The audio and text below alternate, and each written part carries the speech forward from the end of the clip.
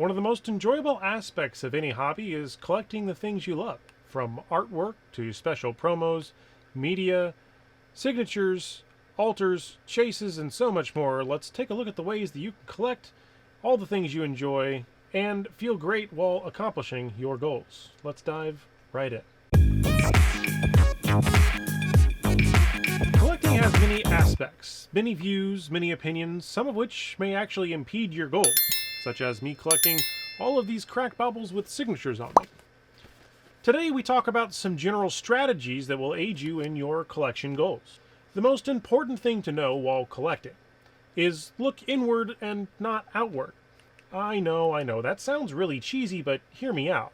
Why is this key?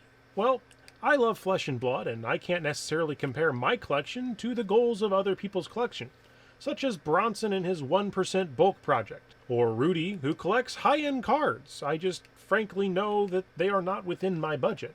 Or that random guy at the LGS who does nothing else other than collect those cracked baubles. Yeah, that was me. There's no sense in stressing yourself out on competing with the Joneses. That won't help you achieve your goal.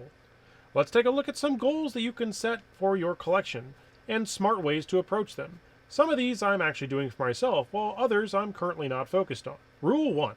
Define your goal. A general rule of thumb is to make a goal, large or small. Once you've picked that goal, well, this is a breeze for me, you may not actually know what you're collecting or what your goals are. Are you just haphazardly collecting anything that glistens in your eye?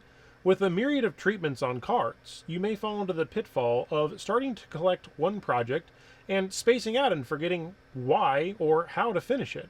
Even worse, tripping over your goals and landing somewhere in between. This can lead to collector's fatigue, and trust me, I've been hit by this so many times, which is why this video is near and dear to myself. So, some examples of collecting that you can look to start with are as follows. Master sets are a great way to appreciate the hobby. Master sets can both be fulfilling and get you closer to being able to play different formats of the game if you choose to. Let's take a look at one of my master sets. This is my Welcome to Wraith binder. Inside this binder, we have my almost complete master set. That's right, I've not completed this set just yet, and I am close.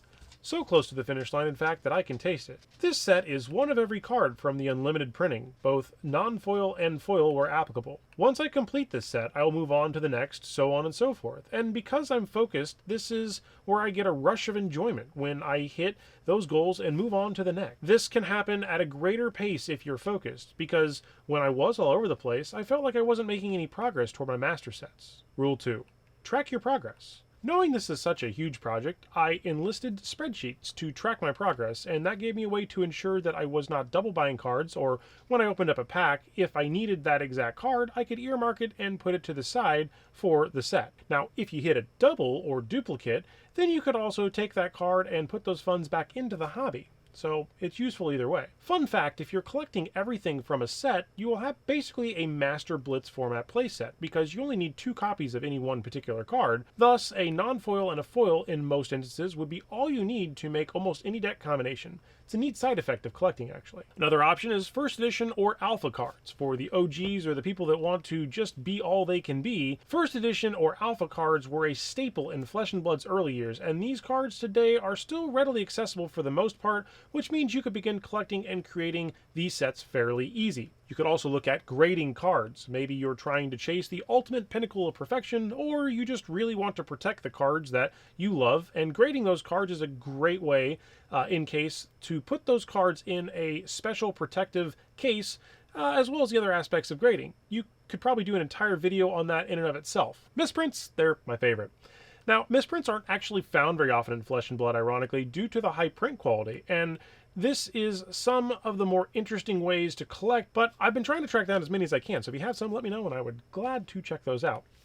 Next up is cold foils or marvels. Now, cold foils and marvels are the new addition in Flesh and Blood 2.0, meaning that if you are a connoisseur or a collector, you'll know that marvels didn't happen until Uprising, which is the beginning of the Flesh and Blood 2.0 chapter, so the first original sets there did not have marvels. But these chase cards are typically where you can hold the most beautiful treatments, and they're probably some of the most famous sought-after cards in the game at this point. We could also look at the alternate art cards, which were kind of famous there at the Channel Lake Frigid, and kind of carried forward into the Flesh and Blood 2.0. These alternate art or extended EA cards have special treatments given to them, which typically extend the artwork into the border of the text box. These cards do look very beautiful, and some of them come in cold foil as well. But what do you do with all your other cards? Part of the main issue with collecting is that they can pile up, and if you don't address this quickly, you can end up looking like this. Which leads me to rule 3. Sort your cards as soon as possible, because like me, if you don't, they will pile up. Here's a fun and super useful one.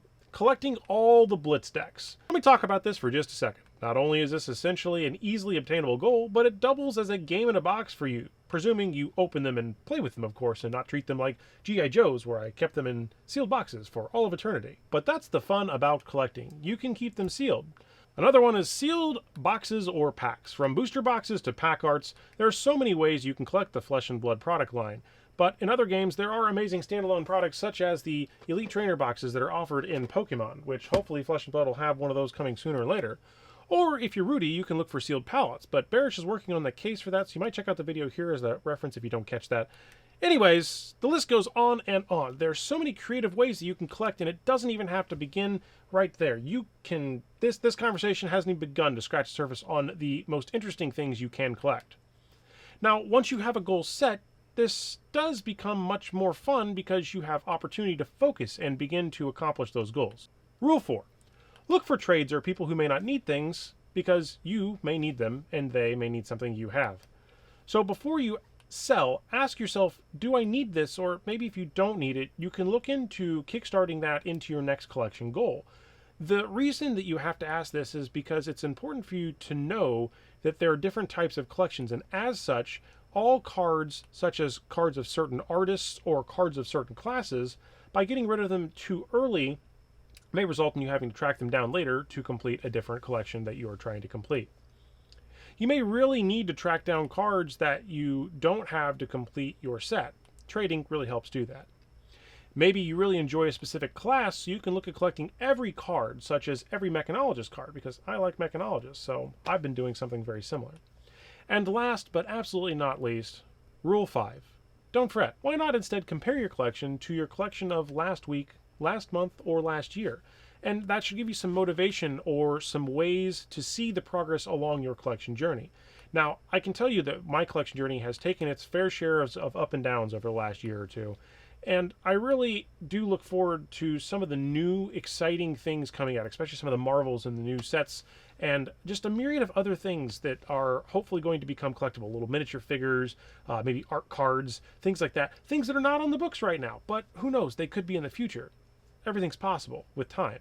I really hope that this video has helped you in some way, and maybe there are other collection methods that I haven't covered, so feel free to add those in the comment section below. As I continue my collection, I will showcase them on the channel, and as I go, I am very proud of what I've managed to do so far, and I will continue to evolve my collection strategies as time progresses.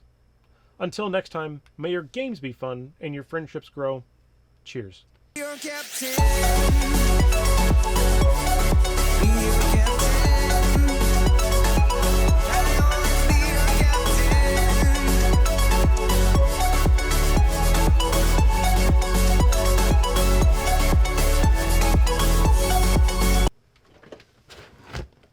Crushed the box I'm sitting on.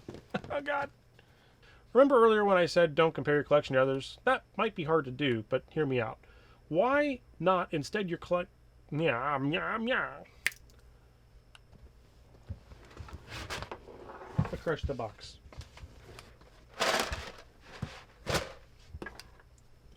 But it made me ever so much taller.